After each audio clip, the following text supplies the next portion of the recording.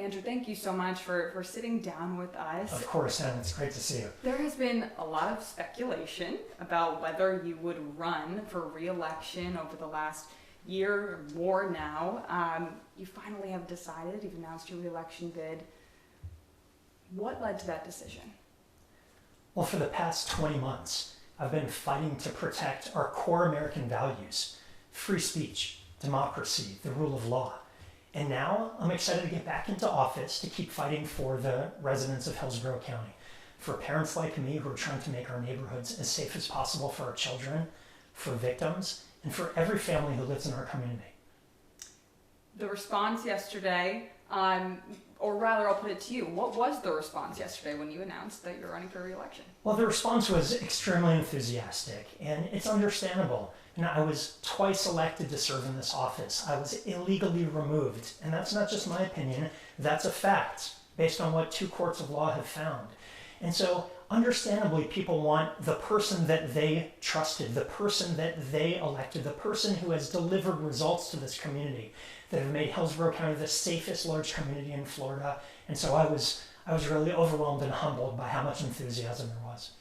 On that note, I want to ask the big question all the voters are going to be wondering as we head into November. Why are you the right candidate for this moment? I want to continue the proven track record of success that I've had during my 6 years in office. We lowered crime. We made neighborhoods safer.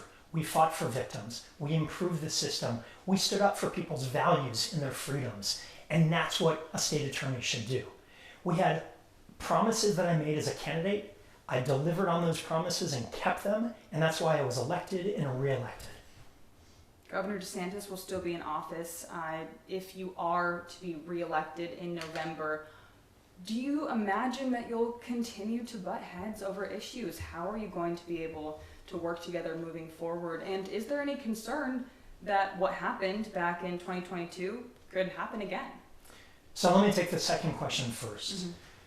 The governor's suspension was illegal, and the courts have ruled that. It's one thing for the governor to say, well, I didn't know it was illegal, and I lost in court. It's another thing for him to suspend me again, now that he's been told he can't do it. In terms of butting heads with the governor, I will continue to represent the values of this community and speak up for issues that are important to our criminal justice system, that are important to maximizing public safety. I can't tell you what the governor is going to do. Hopefully he's stopped with a political stance now that his presidential campaign has fizzled. But I have worked with Republicans and Democrats at a county and state level to make Hillsborough County safe, and I'm going to continue doing that when I'm back in office. And just to put a button on the complaints that he essentially made when you were in office, if you are reelected, will you abide by Florida state law? Of course, I've always followed the law, and that's what a prosecutor does. We follow the law while exercising our prosecutorial discretion based on the facts and circumstances of every case. That's what I've always done as a federal prosecutor and as a state attorney, and that's what I'll continue doing. Is there anything else that voters need to know as we head into November? I think it's important for voters to know a couple things. One is I was elected based on my vision, my values, and my track record of success. My opponent was illegally appointed based on her politics, and we don't want that partisanship in the state attorney's office. We want the productive relationship I had with law enforcement that led to Hillsborough County becoming the safest large county in the state. One other issue that's come up is the question of abortion. Now it's going to be on the ballots. It was part of the reason I was suspended, because I'd spoken out. I am proudly a supporter of women's rights and pro-choice.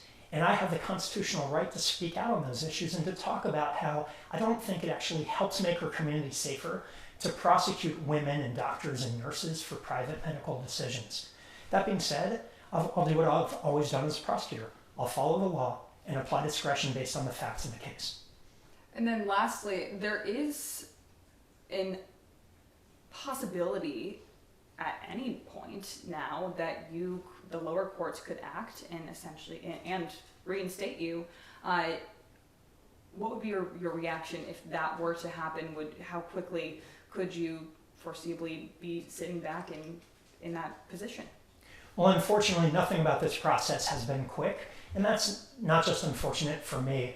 but for everyone in Hillsborough County who believes in democracy and free speech and the rule of law, whether you voted for me or you didn't. I mean, this is how our democracy works. The person who's elected gets to serve in office. So we will keep patiently waiting for the courts to rule, and we'll keep fighting in the courts as we've done to protect those core values. Thank you so much. Thank you.